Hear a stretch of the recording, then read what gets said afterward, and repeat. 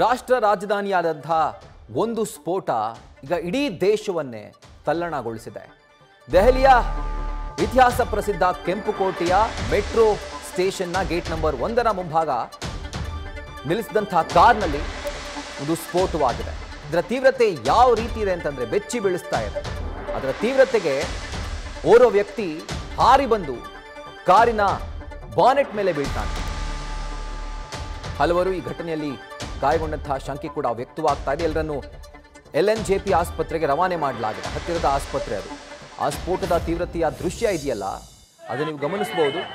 ಈಗ ನೋಡಿ ಯಾವ ರೀತಿ ಯಾವ ತೀವ್ರತೆ ಇದೆ ಅಂತ.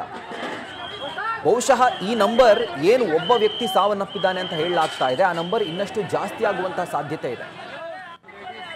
ಅಂಡ್ ಈಗ ನೀವು ಗಮನಿಸ್ತಾ ಇದ್ದೀರಿ ಆ ಸ್ಫೋಟದ ತೀವ್ರತೆಗೆ ಒಬ್ಬ ವ್ಯಕ್ತಿ ಹಾರಿ ಬಂದು ಒಂದು ಕಾರ್ನ ಬಾನೆಟ್ ಮೇಲೆ ಬಿದ್ದಿದ್ದಾನೆ.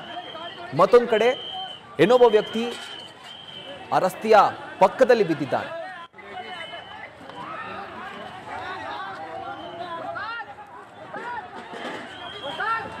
ಒಬ್ಬ ವ್ಯಕ್ತಿ ಕಾರಿನ ಬಾನೆಟ್ ಮೇಲೆ ಬಿದ್ದಿದ್ರೆ ಮತ್ತೊಬ್ಬ ವ್ಯಕ್ತಿ ಆ ರಸ್ತೆಯ ಪಕ್ಕದಲ್ಲಿ ಬಿದ್ದಿದ್ದಾನೆ. ರಸ್ತೆ ಬದಿಯಲ್ಲಿ ಬಿದ್ದಿರೋದು ಅದನ್ನು ಕೂಡ ಗಮನಿಸಬಹುದು. ಈ ಬ್ಲಾಸ್ಟ್ನ ತೀವ್ರತೆ ಅಷ್ಟರ ಮಟ್ಟಿಗಿತ್ತು.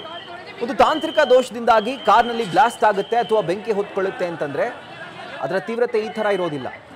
ವ್ಯಕ್ತಿಗಳನ್ನ ತೆಗೆದು ನೆಲಕ್ಕೆ ಬಿಸಾಕೋ ರೀತಿ ಅಥವಾ ಹಾರಿ ಬೀಳೋ ರೀತಿ ಅದರ ಇಂಟೆನ್ಸಿಟಿ ಆ ಥರ ಇರೋದಿಲ್ಲ. ಸೊ ಮೇಲ್ನೋಟಕ್ಕೆ ಇದೆಲ್ಲೋ ಒಂದು ಕಡೆ ಉಗ್ರರ ಕೈವಾಡ ಇರುವಂತಹ ಶಂಕೆ ವ್ಯಕ್ತವಾಗ್ತಾ ಇದೆ. ಆ ಕೆಂಪುಕೋಟೆ ಇದೆಯಲ್ಲ ಹೈ ಸೆಕ್ಯೂರಿಟಿ ಝೋನ್ ಅದು.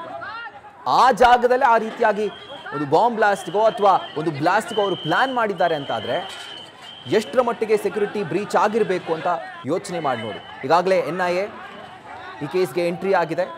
ಡೀಟೇಲ್ಸನ್ನು ಕಲೆ ಹಾಕ್ತಾ ಇದೆ. ಕೇಂದ್ರ ಗೃಹ ಸಚಿವ ಅಮಿತ್ ಶಾ ಕೂಡ ಈ ಪರಿಸ್ಥಿತಿಯ ಕುರಿತಾಗಿ ಮಾಹಿತಿಯನ್ನು ಪಡ್ಕೊಂಡಿದ್ದಾರೆ.